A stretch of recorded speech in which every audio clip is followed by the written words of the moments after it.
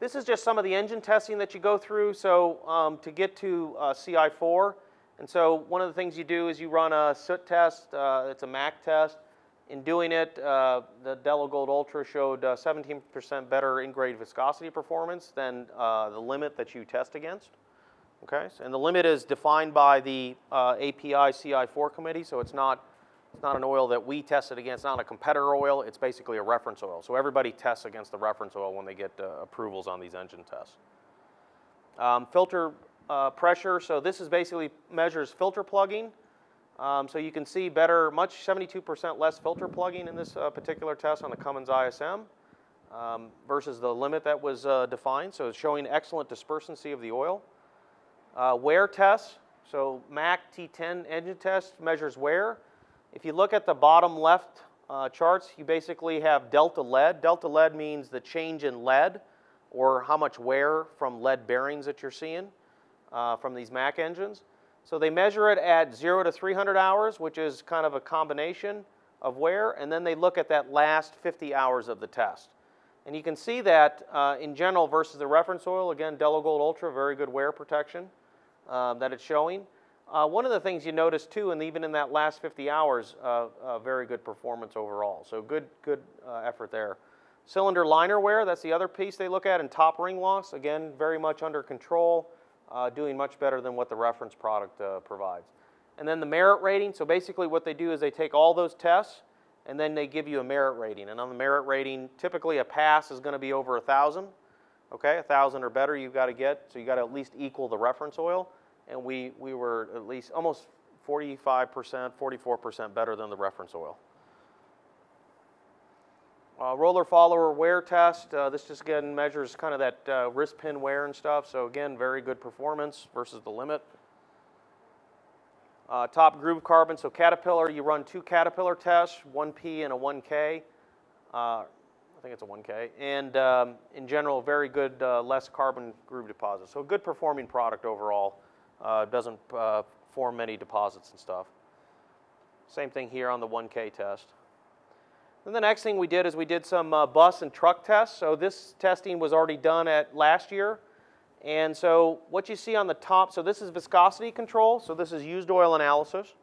So what we did was we ran the Delo Gold Ultra in these trucks and buses. They're identified on the right-hand side, which are trucks, which are buses.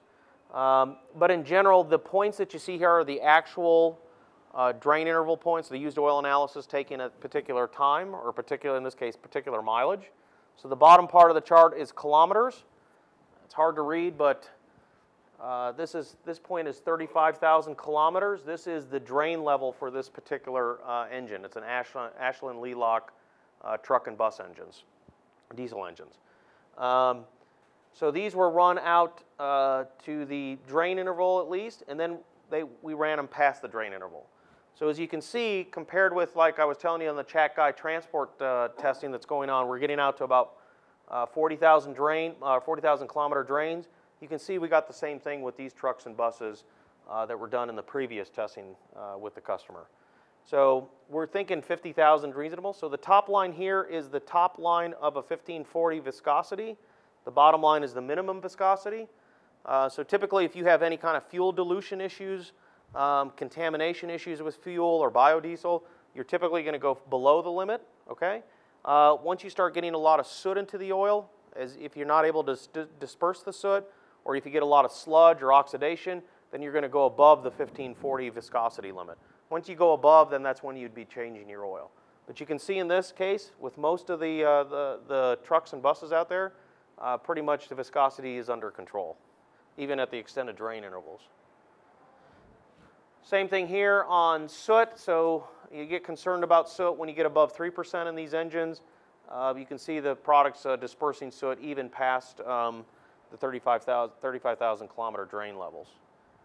Total base number versus total acid number. The concern what we measure here is when base number, which starts up here, and total acid number, which starts below, once those start to cross, then we get concerned about oil oxidation, not able to neutralize the acid in the oil, which then starts to cause corrosion, bearing corrosion, and potential corrosion in the engine, which would increase wear.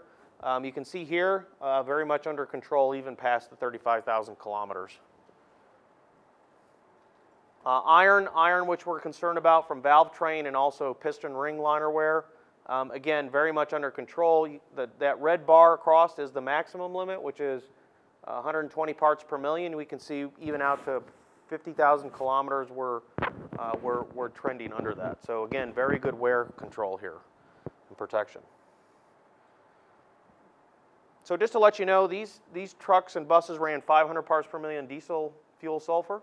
So we would consider it a mid-range kind of high fuel sulfur level. So you can see Delo Gold Ultra doing a pretty good job. So this product will be launched second half of the year, sometime I think July or August, right into the market. So it'll be available. So if you're using a CI4 product or a CH4 product today, this would be a great product to move to.